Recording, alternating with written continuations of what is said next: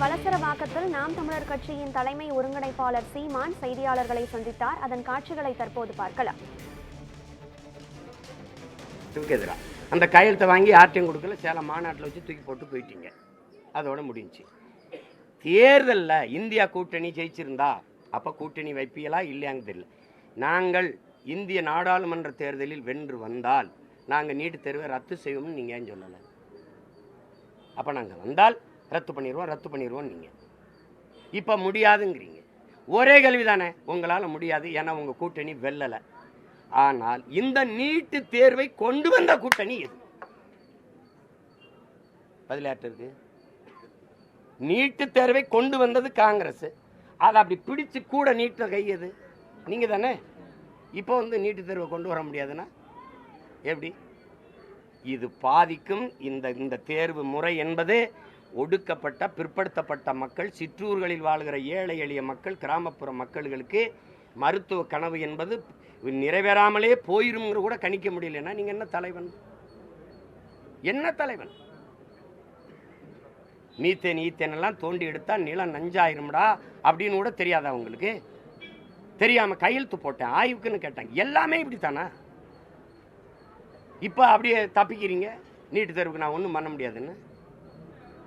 இந்திய மருத்துவ குழுமம் எங்களை அங்கீகரிக்க வேண்டாம் அப்படின்னு சொல்ல முடியுமா? முடியாது. என் மக்களுக்கு வைத்தியம் பார்க்க எனக்கு மருத்துவனை தயாரிச்சுக்கிற முடியும். கேட்டால் ஆளுநர் ஆளுநர் தான் அந்த துணைவேந்தர்களை நியமிக்கிறோம்ட்டாங்க. நாங்கள் என்ன பண்ணுறது? நீங்கள் தானே மாநில உரிமையை பாதுகாக்க வந்த கட்சி மகாத்மாக்கள். ஒரு அற்ப மாநில உரிமை. இப்போ நான் முதலமைச்சர், ஆளுநர் தான் நியமிக்கிறாரு. நீங்கள் நியமித்த துணைவேந்தர்களுக்கு நீங்கள் சம்பளம் கொடுங்க, நாங்கள் நியமிக்கிற துணைவேந்தருக்கு நாங்கள் சம்பளம் கொடுத்துக்கிறோம். அவ்வளோதானே. முடியுமா? முடியாத சொல்றது. ஏன் சொல்லலை? எப்படி தம்பி நீங்க வெள்ளக்காரன் இருந்து விடுதலைக்கு போற இந்த கொள்ளக்காரன் இருந்து அற்ப உரிமையில கூட போராடி பெறமுடியல? எதுக்கு 40 நாடாளுமன்ற உறுப்பினர்? எதுக்கு இவ்வளவு பெரிய அதிகாரம்? எதுக்குன்னு கேட்கிறேன். இந்த காங்கிரஸ் கட்சி வெல்வதற்கு அங்க போய் வேலை செஞ்சீங்களா? அந்த முதலமைச்சரை கூப்பிடுங்க. என்னையா நீட்டு தேர்வுன்னு உனக்கு இப்படி பாதிக்கப்படுதியா? இப்படி இந்த ஆளுநர் நியமனத்தை கூட ஆளுநர் கொடுத்துட்டா அப்ப எப்படியா மக்களுக்கு எங்கே அதிகாரம் இருக்குன்னு பேசுங்க. ஜனநாயக ஆற்றல்களாக திரட்டுங்க. கேரளாவில் உங்கள் கூட்டணி கட்சி தானே கம்யூனிஸ்ட். போங்க. சந்திரபாபு நாயுடு உங்கள் நண்பர் தானே. மை தெலுங்கு பாய் அப்படின்னு போடுறாரு குமேசா அவருக்கு, சதுரங்கத்தில் வென்றவருக்கு. நீங்கள் 5 கோடி அப்படியே எடுத்து கொடுத்துட்டு வரீங்க. அதெல்லாம் அவ்வளோ உறவு ரீதியாக இருக்குல்ல. அவர்கிட்ட பேசி ஒருங்கிணைச்சு போட முடியாதா? ஒரு மாநாடை போட்டு ஒரு கூட்டத்தை போட்டு அழுத்தம் கொடுத்து போயா அப்படின்னு சொல்ல முடியாதா? திராவிடம்ங்கிறது போர்க்குணம் இல்லை, ஒன்றும் இல்லை, செத்து போச்சு, புலம்பிக்கிட்டு இருக்கு. எங்களுக்கு வாத்தியாருக்கு சம்பளம் கொடுக்க காசு கொடுக்கல, புதிய கல்விக் கொள்கை ஏற்கலைன்னா காசு தர முடியாதுங்குது. இதை சொல்றதுக்கு ஒரு அதிகாரமா? கேவலம்.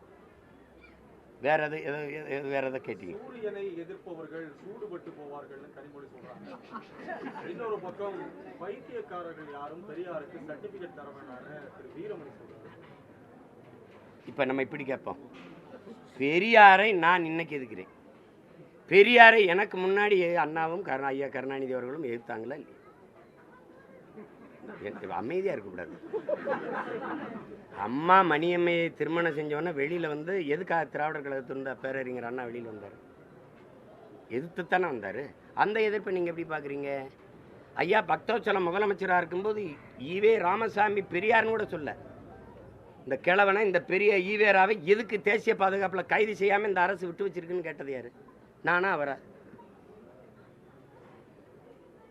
எதிர்ப்பு சூரியனை விட்டு வைக்குதா? டெப்ப எதிர்கட்சியா கூட இல்லாம தோத்து பண்ண சூரியன் அப்ப யாரு என்ன பண்ணிட்டாங்க? சூரியன் அதெல்லாம் சரி. சரி உங்களுடைய ஆசையை நிறைவேற்றுங்க, பார்த்துருவோம். சூரியனை யாரும் என்ன சொல்றாங்க? சுட்டரிக்குமா? நீங்க பெரிய வீராங்கனை, நீங்க புரட்சிகர சிந்தனை கொண்டவர்கள், சமூக சீர்திருத்தத்துக்கு வித்திட்டு மாறுதலை ஏற்படுத்தியவர்கள், மகத்தான கோட்பாடு கொள்கைகளை கொண்ட கட்சி. இன்னும் திராவிட கோட்பாடு, திராவிட மாடல், நல்ல வீரர்கள். நீங்க பெரும் கோட்பாடு தத்துவங்களை கொண்ட பெருமக்கள். வாக்குக்கு காசு கொடுக்காமல் தேர்தல் களத்தில் நிற்பீங்களா? என்ன ஒண்ணுமே பேச மாட்டேங்கிறீங்க? கேள்வி மட்டும்தானா? நிப்பீங்களா நிப்பார்களா? நான் நிப்பேன், நீங்க நிப்பீர்களா? வீரமணி பெரியாரை இவ்வளவு தூக்கி பிடிக்கிறாங்க, ஆனால் நடைமுறையில் அது இல்லைங்கிறது தான் நீங்களே சொன்னீங்க. அவருடைய பெயர் தாங்கிய கல்வி நிறுவனங்கள்ல கூட ஒரு ப்ராப்பர்ட்டி இப்போ எங்கள் அண்ணன் ஆராசாவே பேசுகிறார் பாருங்க. பெரியார் இதை தொடங்கினார், திராவிட கழகத்தை இதை தொடங்கினார், அப்புறம் அண்ணா அவர்கள் அரசியல் கட்சி ஆக்கிட்டு வந்தார். இப்போதைக்கு பெரியார் தேவையில்லை. காணொலி உங்களுக்கு அனுப்பிட்டா அண்ணன் நான் உங்களுக்கு அனுப்புவா? அண்ணன் பேசியிருக்காரு, பெரியார் இப்போ தேவையில்லைன்றார். அதைத்தான் நானும் சொல்கிறேன். தேவையில்லை. அண்ணா அவர்கள் கட்சி ஆரம்பித்தார், அதை கலைஞர் அவர்கள் வந்து கட்டி காத்தது, இந்த சொத்தை நிறுவிட்டார். இதை பராமரித்தா போதுங்கிறார். இந்த சொத்தை இப்போ தெரியுதா? இது நாட் அ பொலிட்டிக்கல் பார்ட்டி, இது ஐயா கருணாநிதியோட ஃபேமிலி ப்ராப்பர்ட்டி, இது கார்பரேட் கன்சர்ன். இதில் போய் என்ன பேசிட்டுக்கிறீங்க நீங்கள்? பெரியார் உங்களுக்கு வேணும், பெரியார் இல்லாமல் ஒன்றும் இல்லை, வச்சுக்கிறீங்க, கொண்டாடுங்க, பெரியாரே பேசிக்கிட்டு இருங்க. வேணாம், எனக்கு பல நூறு பெரியார் இருக்கான், என் தாத்தங்க, என் முன்னவர்கள். அவர்களோட ஒப்பிடும்போது ஒன்றும் இல்லை. பெரியாரை இந்த நிலத்தில் யாரோடு ஒப்பிடுவீங்க? வேணா ஐயா கருணாநிதியோட ஒப்பிடலாம், வேற பேரறிஞர் அண்ணாவோட கூட ஒப்பிட முடியாது. வேற யாரோட ஒப்பிடுவீங்க? அதை கொண்டு போய் ஒரு அறிஞன், உலக சிறந்த கல்வியாளனோட போய் ஒப்பிடுறீங்க. அவனுடைய பிலாசபி உலகெங்கும் ஒடுக்கப்பட்ட மானுட சமூகத்துக்கான சிந்தனை விதைச்சவர் இந்த நிலத்தில் அண்ணல் அம்பேத்கர்.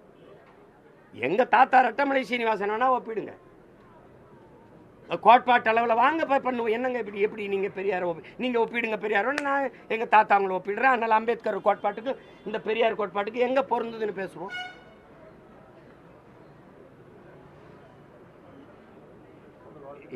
எதையாவது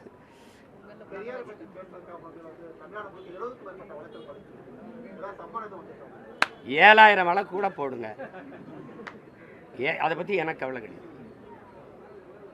கவலை கிடையாது.